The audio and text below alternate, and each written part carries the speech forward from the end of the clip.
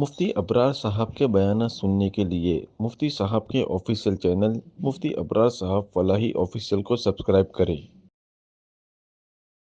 اعوذ باللہ من الشیطان الرجیم بسم اللہ الرحمن الرحیم وَقُلْ لِعِبَادِي يَقُولُوا الَّتِي هِيَ أَحْسَنُ إِنَّ الشَّيْطَانَ يَنزَغُ بَيْنَهُمْ إِنَّ الشَّيْطَانَ كَانَ لِلْإِنسَانِ عَدُوًّا مُّبِينًا رَبُّكُمْ أَعْلَمُ بِكُمْ إِن يَشَأْ يَرْحَمْكُمْ أَوْ إِن يَشَأْ يُعَذِّبْكُمْ وَمَا أَرْسَلْنَاكَ عَلَيْهِمْ وَكِيلًا صدق اللہ العظیم۔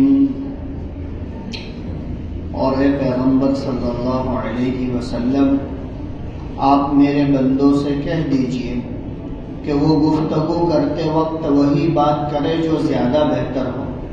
بے شک شیطان ان کے درمیان جھگڑا ڈالتا ہے، اور شیطان تو انسان کا کھلا ہوا دشمن ہے ہی۔ تمہارا پروردگار تمہاری حالت کو بہت اچھی طرح سے جانتا ہے۔ اگر وہ چاہے تو تم پر رحم کرے، یا چاہے تو تم کو عذاب میں مبتلا کرے۔ اور اے پیغمبر صلی اللہ علیہ وسلم، ہم نے آپ کو ان کافروں پر ذمہ دار بنا کر نہیں بھیجا ہے۔ یہ سورہ بنی اسرائیل کی 53 اور 54 نمبر کی آیت کریمہ ہے۔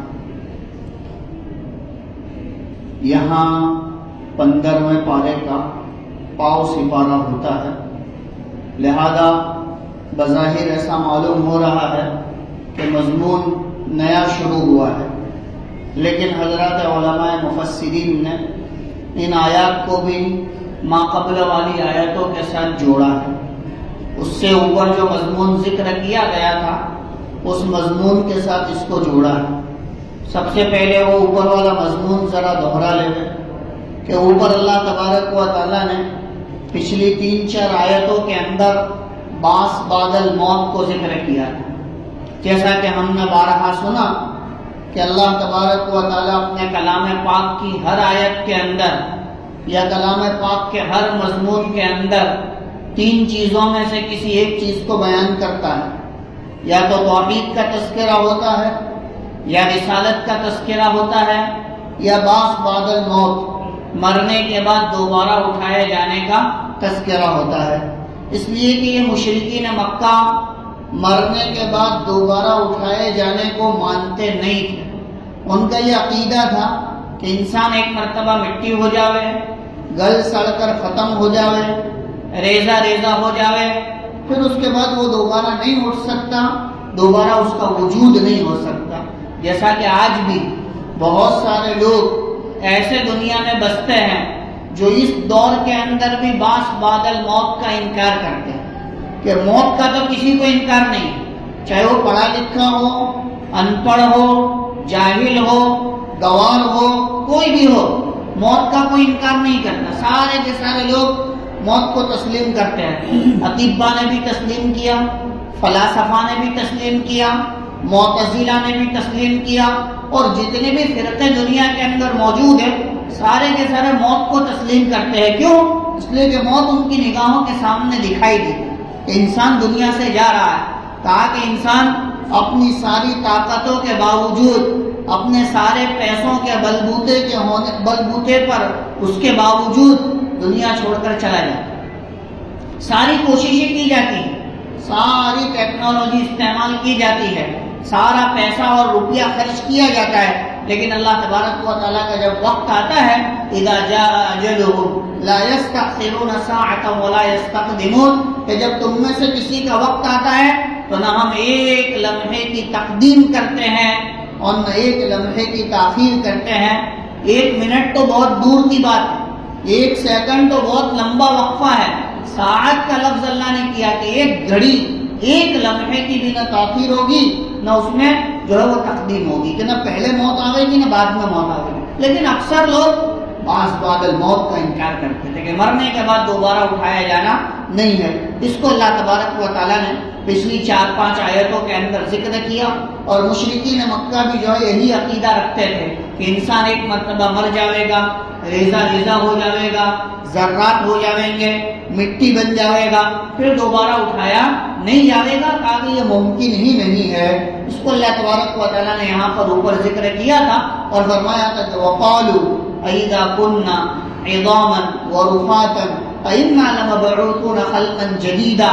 یہ لوگ یوں کہتے ہیں کہ کیا جب ہم ریزہ ہو جاویں گے, مٹی میں گل سڑ کر ہماری ہڈیاں ختم ہو جاویں گی, تو کیا اِنَّا لَمَبْعُوثُونَ خَلْقًا جَدِيدًا, کیا ہم کو دوبارہ نئی تخلیق دے کر پیدا کیا جاوے گا. یہ سوال ان کے دلوں میں تھا, بلکہ یہ سوال نہیں تھا, یہ ان کا عقیدہ تھا. ایمان والے کو اللہ تبارک و تعالیٰ نے جس طرح توحید پر جمنے کی تاکید فرمائی, اسی طرح ایمان والے کو اللہ تبارک و تعالیٰ نے بعد الموت پر بھی جو ہے وہ تاکید فرمائی. اور کتنی تاکید فرمائی, اتنی تاکید فرمائی کہ انسان اپنی دنیاوی زندگی کو اگر خواب سمجھتا ہو تو خواب سمجھے. کہا کہ وہ ایک خواب ہو سکتا ہے, لیکن مرنے کے بعد آنے والے آخرت کی زندگی حقیقی. لیکن انسان دنیا کی زندگی کو چاہے خواب سمجھ لے کہ جس طرح ایک خواب دیکھ رہا تھا اور خواب دیکھتے ہوئے یہ بھی دیکھا, بنگلہ بھی دیکھا, گاڑی بھی دیکھی, اچھی نعمتیں بھی دیکھی, اور عمدہ سے عمدہ باغات دیکھے, نہریں دیکھی, اور قیمتی چیزیں دیکھی, قیمتی محلات دیکھے.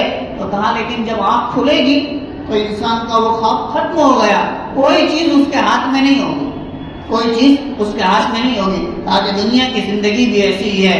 کہا کہ جس طرح ایک خواب دیکھنے والا خواب دیکھتا ہے, اس کا خواب ختم ہوتا ہے, حقیقت جو ہے اس کے سامنے کھل جاتی ہے اور وہ افسوس کرتا ہے, اسی طرح اللہ تبارک و تعالیٰ نے دنیا کی زندگی کو بھی ایک خواب کی طرح بنایا.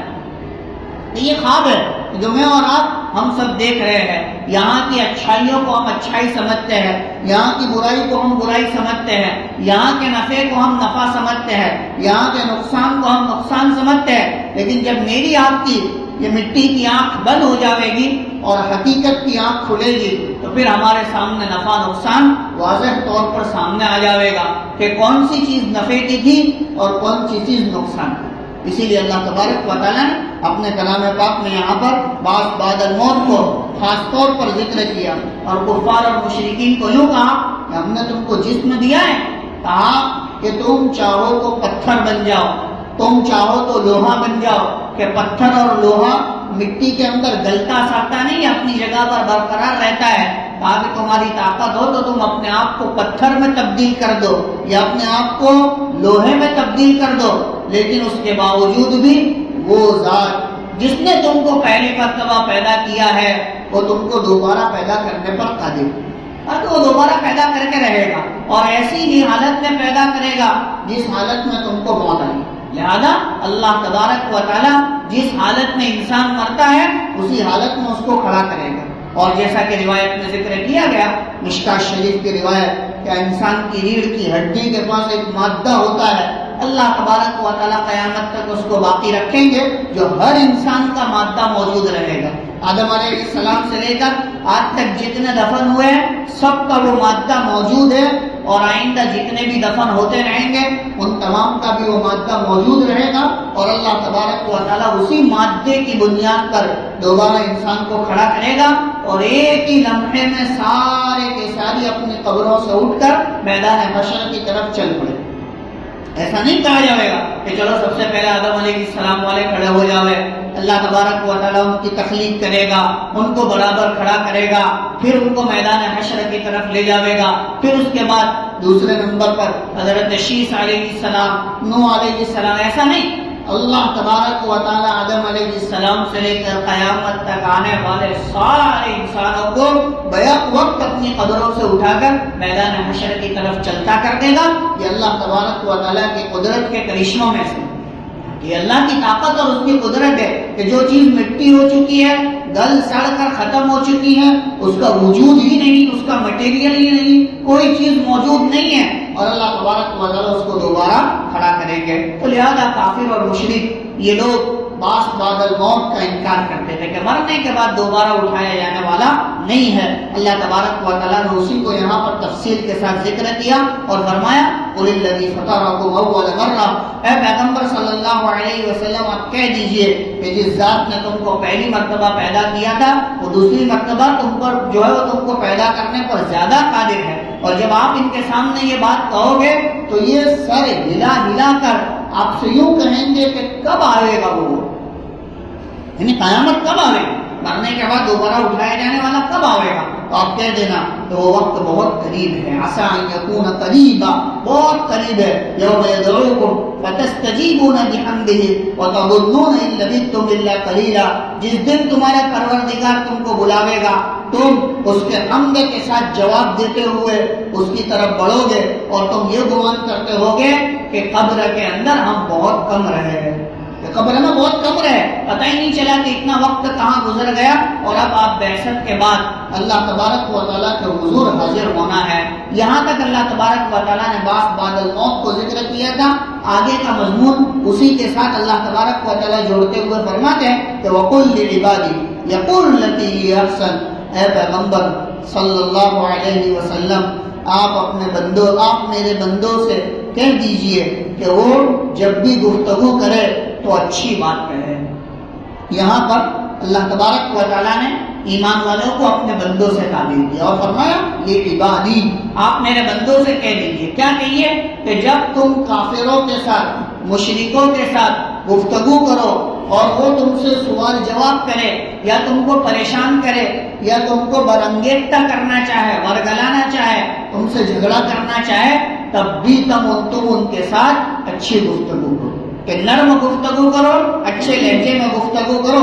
इन्न शैतान यंज़गु बैनहुम, बेशक शैतान तुम्हारे दरमियान झगड़ा डालता है। काफिर लोग एक तो जो है वो मानेंगे नहीं, कहेंगे कि मरने के बाद दोबारा खड़ा करना कोई होने वाला नहीं है, तो लिहाजा तुम उनके साथ झगड़ने मत लगना, तुम उनके साथ लड़ाई करने न लगना, बल्कि उनके साथ अच्छा सलूक करना, अच्छा बर्ताव करना और अच्छी तरह से बात करना। बाज़ रिवायतों में जिक्र किया है साहिब तफसीर मज़हरी ने कि यह आयत करीमा हज़रत उमर इब्न ख़त्ताब रज़ी अल्लाह अन्हु के बाप में नाज़िल हुई कि हज़रत उमर इब्न ख़त्ताब रज़ी अल्लाह अन्हु को एक शख्स ने गाली गलौज की और बुरा भला कहा, तो हज़रत उमर रज़ी अल्लाह अन्हु के दिल में भी यह आया कि मैं भी इसको बुरा भला कहूँ, मैं भी इसके साथ ऐसा सलूक करूँ।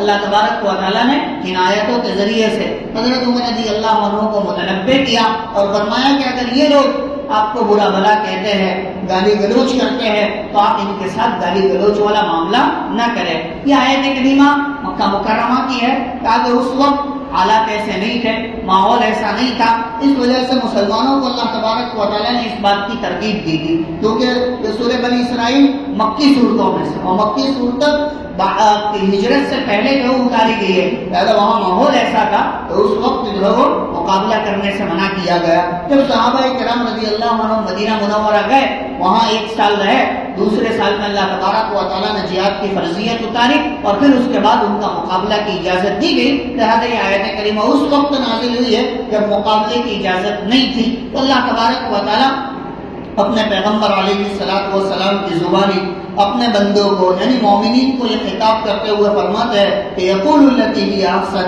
कि जब भी बात करे अच्छी बात करे, तो उनके साथ झगड़ने ना लगे। वो अगर आपसे झगड़ा करना चाहते हो तब भी ना झगड़े, बल्कि उनके साथ नर्म गुफ्तगू करे। इन्न शैतान यंज़गु बैनहुम, बेशक शैतान कि वो तुम्हारे दरमियान झगड़ा डालता है। कहा कि ये झगड़ा डालता है, लिहाजा आदमी को चाहिए कि हिकमत वाली गुफ्तगू करे, ऐसी गुफ्तगू न करे कि जिससे इस्लाम को नुकसान पहुंचे, ऐसी गुफ्तगू न करे कि जिससे जान को नुकसान पहुंचे, बल्कि आदमी हिकमत वाली गुफ्तगू करे, ऐसा जवाब देवे कि उस जवाब से इस्लाम भी महफूज रहे और आपकी जान भी महफूज रहे। इसको हिकमत अमली कहा जाता है कि ये हिकमत अमली है कि इंसान बेहतरीन जवाब देवे और बेहतरीन अंदाज में इंसान जवाब देवे। लिहाजा फरमाया इन्न शैतान यंज़गु बैनहुम, बेशक शैतान उनके दरमियान क्या करता है, झगड़ा डालता है। झगड़ा डालता है जिसकी बुनियाद पर क्या है, फसाद होता है। तो लिहाजा आदमी को चाहिए कि हिकमत के साथ बेहतर जवाब देवे, ऐसा जवाब ना देवे कि जिससे इस्लाम को नुकसान पहुंचे, ऐसा जवाब ना देवे कि जिससे माहौल को नुकसान पहुंचे, बल्कि ऐसा जवाब देवे कि उससे ईमान भी महफूज रहे और हालात भी बेहतर हो जावे। لہذا کتابوں کے اندر ایک واقعہ نقل کیا ہے، کہا کہ جب قادیانیوں کا زور بڑھ گیا تو وہاں پر انہوں نے یہ جو ہے وہ حکومت کو درخواست کی کہ ہمارے کو ایک جگہ پر ہمیں جو ہے وہ قبرستان میں دفن کرنے کی اجازت دی جائے۔ تو لہٰذا حکومت نے کہا کہ بھئی یہ بھی مسلمان ہے، یہ بھی مسلمان ہے، دونوں کو قبرستان میں دفن کرنے کی اجازت دے دی جائے۔ لہٰذا اجازت دے دی گئی تو امام صاحب جو وہاں کے رہنے والے تھے، کہا کہ امام صاحب کو بہت وہ ہوا کہ یہ تو ایک فتنہ ہو جاوے گا اور معاملہ بگڑ جاوے گا۔ لہذا وہ جو ہے وہ سرپنچ کے پاس یا حکومت کے اعتبار سے جو بھی بڑا آدمی ہو اس کے پاس گئے اور جا کر ان کو درخواست کی کہ دیکھو یہ ہمارے آخری نبی محمد رسول اللہ صلی اللہ علیہ وسلم کو نہیں مانتے ہیں، جس کی بنیاد پر آپ ان کو جو ہے وہ ہمارے قبرستان میں دفن نہ کریں۔ تو اس نے جو ہے وہ 2-4 سوال کیے اور سوال کرنے کے بعد یہی بات کہی کہ جو ہے وہ مسلمان ہے، لہٰذا دفن کر دینا چاہیے، کہا کہ نہیں۔ پھر اس نے جو ہے وہ یوں پوچھا کہ اچھا بتاؤ اگر میں مر جاؤں تو مجھے بھی تم دفن کرنے سے منع کر دو۔ اب یہ سوال ایسا تھا کہ ایک کافر ہے، ایک اللہ کا نافرمان ہے، اب وہ مسلمان کے قبرستان میں دفن تو نہیں کیا جاوے گا، لیکن اس وقت حکمت عملی کہ کیا جواب دینا چاہیے اور کیسا بہتر جواب دینا چاہیے۔ تو امام صاحب نے، عالم صاحب نے جواب دیا اور کہا کہ سرپنچ صاحب اگر آپ کے خاندان والے آپ کے کفن دفن نہ کرتے ہو، آپ کا وہ کام نہ کرتے ہو اور آپ کو لاچار چھوڑ دیتے ہو، ایسے ہی چھوڑ دیتے ہو، تو ہم تیار ہیں، ہم آپ کا کفن دفن بھی کریں گے اور ہم آپ کے قبرستان میں اپنے قبرستان میں آپ کو دفن بھی کریں گے، لیکن میں سمجھتا ہوں کہ آپ کے خاندان والے بہت غیرت والے ہیں، ہمیں یہ کام کرنے نہیں دیں گے۔ تو لہٰذا سرپنچ صاحب جو ہے ایک دم متاثر ہو گئے کہ ہاں بات تو صحیح ہے کہ جو بے غیرت ہوگا وہی وہ اس جگہ جو ہے وہ دفن کرنے دے گا اور کفن دفن بھی مسلمانوں کے حوالے کر دے گا۔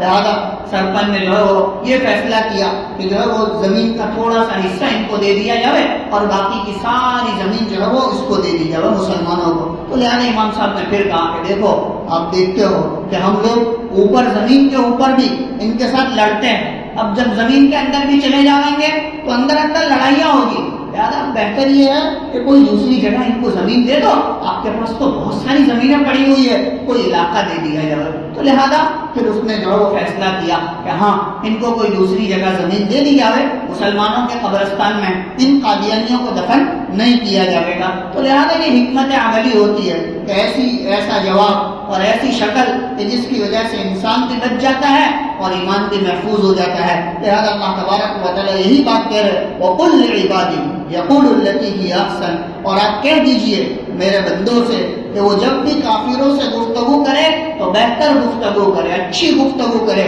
جھگڑے کی شکل اختیار نہ کرے۔ إِنَّ الشَّيْطَانَ يَنزَغُ بَيْنَهُمْ، بے شک شیطان ان کے درمیان جھگڑا ڈالتا ہے۔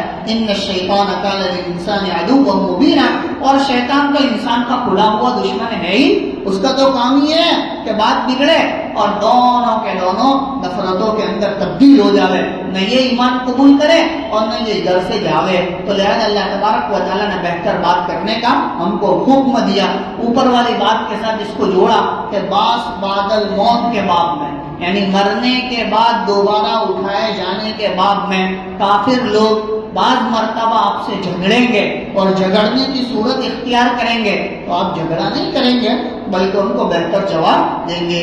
آگے اسی وجہ سے فرمایا ربکم اعلم بکم، تمہارا پروردگار تمہارے بارے میں بہت اچھی طرح سے جانتا ہے، اس کو معلوم ہے تمہارے جواب دینے کا منشا کیا ہے اور تمہاری صورتحال کیا ہے، تم دنیا کے اندر کس مقصد سے آئے ہو۔ ان یشاء یرحمکم او ان یشاء یعذبکم، اگر وہ چاہے تو تم پر رحم کرے یا وہ چاہے تو تم کو عذاب دے دے۔ وما ارسلناک علیہم وکیلا، اور اے پیغمبر صلی اللہ علیہ وسلم ہم نے آپ کو ان کے اوپر ذمہ دار بنا کر نہیں بھیجا ہے، یعنی ان کافروں کی ہدایت کا آپ کو ذمہ دار نہیں بنایا۔ آپ کا کام دعوت کا پہنچانا، ہدایت کی دعوت کا دینا، ان تک دین کی بات کا پہنچا دینا، قبول کرنا نہ کرنا یہ ان کے ہاتھ میں ہے، کہ ہم نے آپ کو ذمہ دار بنا کر نہیں بھیجا ہے کہ اگر یہ لوگ ایمان نہیں لائیں گے تو ہم آپ کی گرفت کریں گے، آپ کو پکڑیں گے، آخرت میں آپ کا مواخذہ ہوگا، نہیں، کہا کہ آپ کا کام تو دعوت کا پہنچا دینا ہے، لہذا دعوت پہنچا دی جائے۔ اسی وجہ سے اسلامی حکومتیں، اسلامی ریاستیں جب کسی کافر کے اوپر یا دوسرے دشمنوں کے اوپر حملہ آور ہونے والے ہو تو مستحب عمل یہ نقل کیا گیا ہے کہ پہلے ان کو اسلام کی دعوت دی جائے، اسلام کی دعوت ان کے سامنے پیش کی جائے اور بہتر انداز میں اسلام ان کے سامنے رکھا جائے.